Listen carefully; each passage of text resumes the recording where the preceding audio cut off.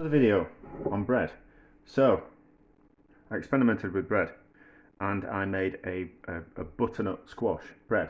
I got the idea from All Quiet on the Western Front, where they made they were eating turnip bread, and then I was watching another video about potato bread, and I kind of knew about potato bread, and I kind of thought, turnips and potatoes are a bit boring, bland. Let's use butternut. It worked. It worked very well. But I was kind of thinking, well, you're kind of dehydrating, you're using the moisture in the butternut as part of the liquid that you're going to use in the bread. And if you were to take away the liquid from the butternut, you won't be left with very much actual butternut. You're left with like a powder, which doesn't weigh very much.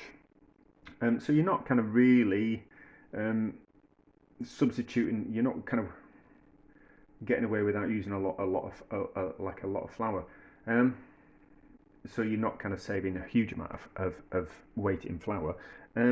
Really, it were kind of my thoughts on that. But anyway, it led down an interesting path and it made an interesting bread, and I'll probably revisit those type of things.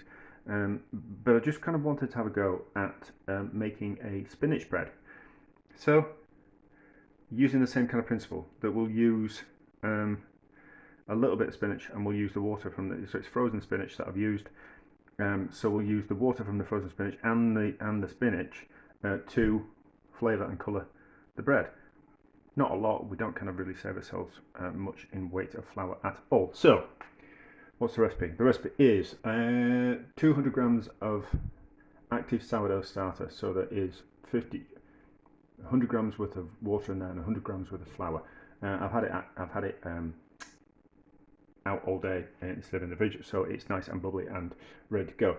And there is 330 grams worth of strong bread flour, and there's a little bit of salt in there. And then we've got 40. Well, I weighed it, so there's 130 grams worth of liquid, and then there's 40 grams worth of spinach. And my idea is that what we'll do, instead of having like strands of spinach going through, like lumps of spinach, what we'll do is we'll puree the spinach.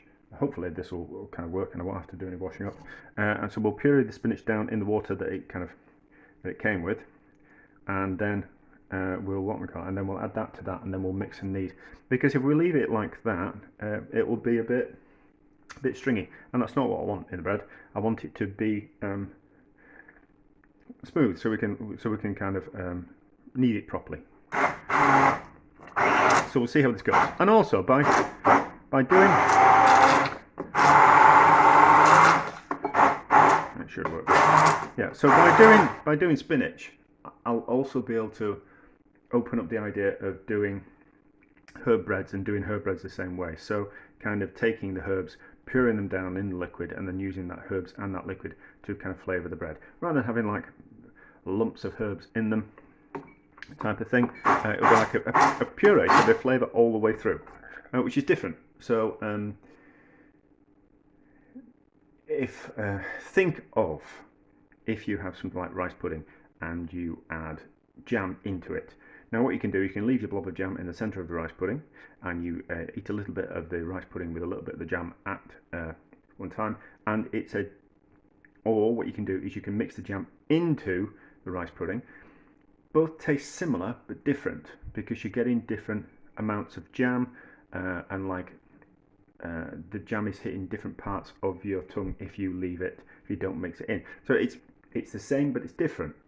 So I think the same with a herb bread. We can either chop herbs into it and knead them in and have lumps of herbs dotted throughout it, or we can puree and what we kind of so it's interdispersed all the way through. So that's what I'm doing with this. So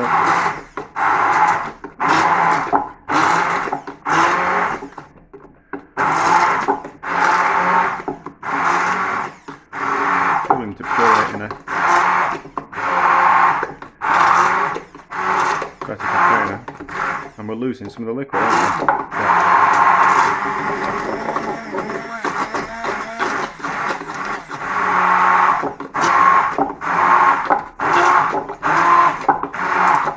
Okay, I think that's okay. So shake off there, because we don't bang plastic on anything, otherwise it's going to crack the plastic. And so that's a lovely colour, isn't it? So that and that, and then I've got a spatula. I have. And then that into there, like that. And I think that'll be just about enough liquid. We might have to add a little bit more, but we'll see. So what we'll do is we'll roughly mix this together, leave it for an hour, and then we'll knead it. I've forgotten the name of the process, but what you do is you mix your dough together and then let it sit for an hour, and then the liquid has time to completely get into all the flour. And when you're making a sourdough, that helps with adding extra liquid, so you get away with adding more, so you can have a wetter dough because you've allowed the flour to completely absorb the liquid before you start kneading. So that doesn't look like it's going to take on all that liquid, but all that flour, but I think it will. I think the spinach will give up more of its liquid as it sits, and then we'll be able to. I see it's already doing that. That's alright, isn't it? Oh, you see, it's nice green bread. Some people think that was disgusting. I probably think it was mouldy. But alright, so yeah, and I think if we can do it with spinach, then you can do it with, all the healthy people can do it with things like kale, or any kind of greens that you've got, or any kind of greens, any kind of herbs. Obviously not really kind of powerful herbs, but something like a parsley or a chive bread might be kind of quite interesting. See, that's all kind of coming together. That's not too bad. I think we'll be okay with that.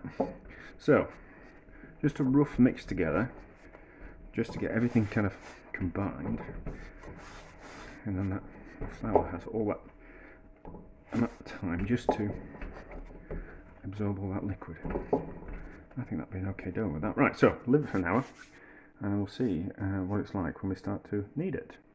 It's had an hour, well, maybe an hour and a half, because I got sidetracked with other jobs, but that's fine. It's quite a soft dough actually, so that feels pretty good. Let's start giving it a bit of a knead. I'm not going to knead it in front of the camera for 10 minutes. Oh, I need to turn that around the other way. I'm not going to knead it in front of the camera for 10 minutes because that's really boring. It's boring enough kneading bread without showing it on camera. So it might start going a little bit more homogenized, uniformed flavour, colour. So maybe it is. Maybe it is. I think it'd be really pretty when we've done. I think it will start getting a bit even softer and kneading a little bit easier once we start breaking that spinach down in it. But it's kneading okay, and it's soft enough. Normally my sourdough's a little bit softer than that, so it might need a little bit of water, but let's not go too far with it. Let's just get an idea of if it will actually work. My only danger is that it will want to start tearing the dough to bits.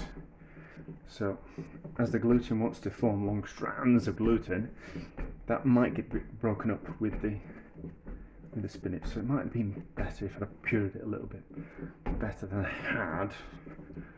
But it's only a bit of an experiment. So we'll give it a knead for 10 minutes, and then we'll have a look at it afterwards. And I'll stop the video because I'm going to listen to a bit of a podcast. We've had 10 minutes. It hasn't all smashed itself to bits into the dough. Maybe it would have done if it was fresh. The spinach that you buy that's frozen, it'll be cooked.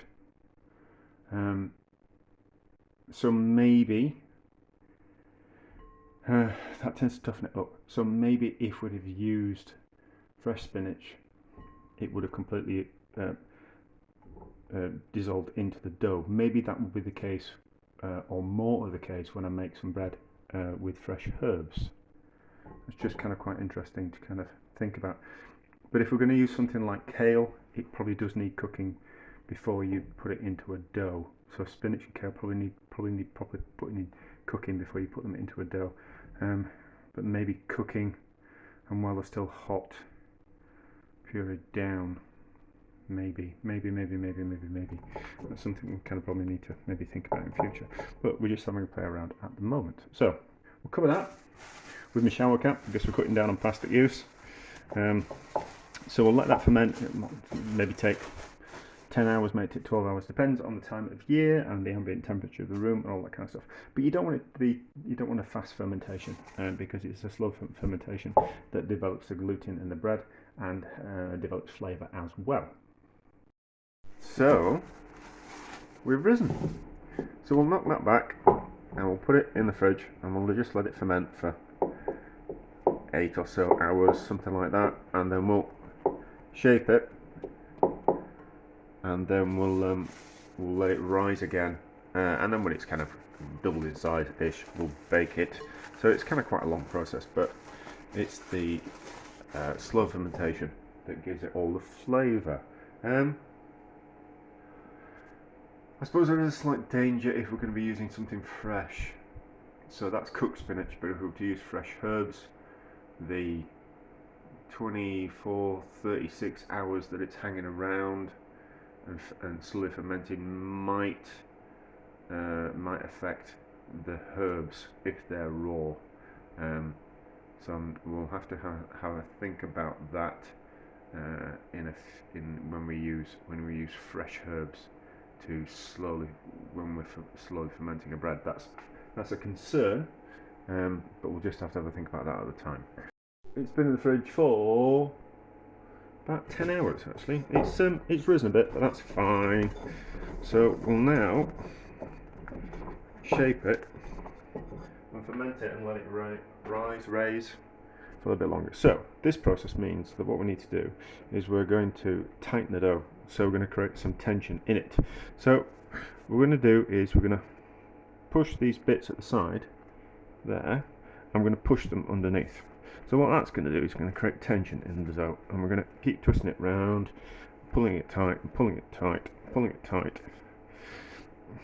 It's not because of the spinach, it's not going to get, probably tear it as it bakes. Actually, it will create like weak spots, I think, in the dough. So we'll have to see what happens with that. I suppose it might be nice to do it this way if you do it like a ciabatta, or no, not a ciabatta. What's the one that you bake in a tray? I can't remember.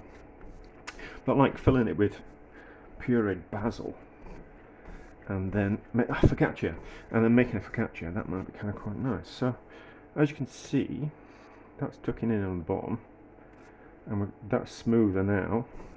It's creating tension. So when we bake it, and we'll give it that split, and we bake it, and when we give it a split, and we spray a bit of water on, and we bake it, it'll, because of the tension in the dough, the elasticity, we're making it elastic, it will want to split open and get that nice split on the top. So that's about there.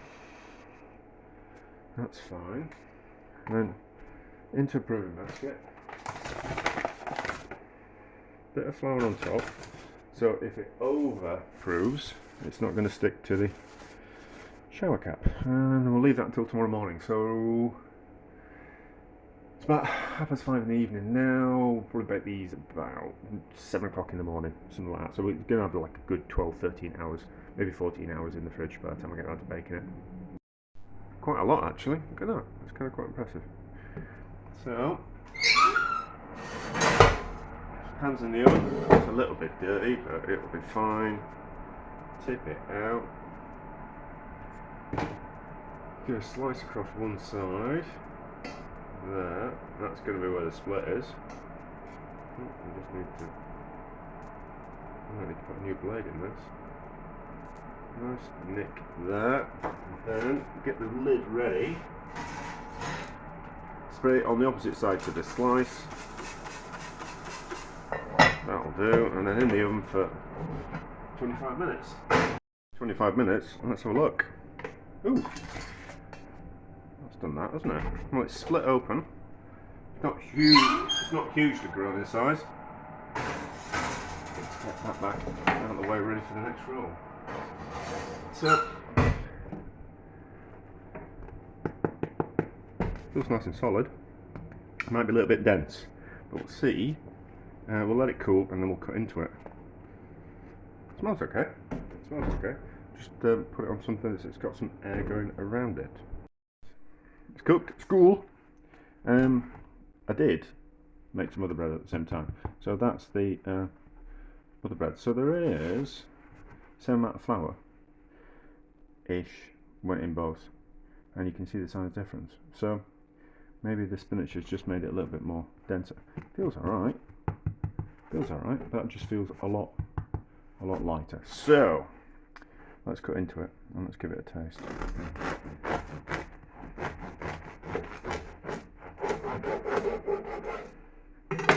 That's very green, isn't it? That's very green. That's very green. So it's alright as that. That's alright. It's not a bad loaf at all. Let's compare it to this.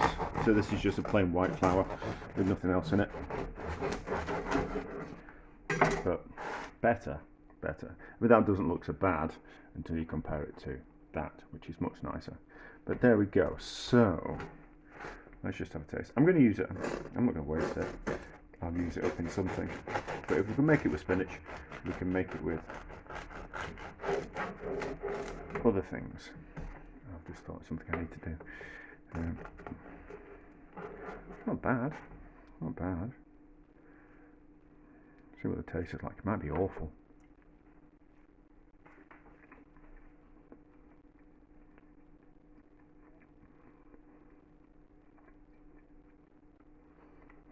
Alright.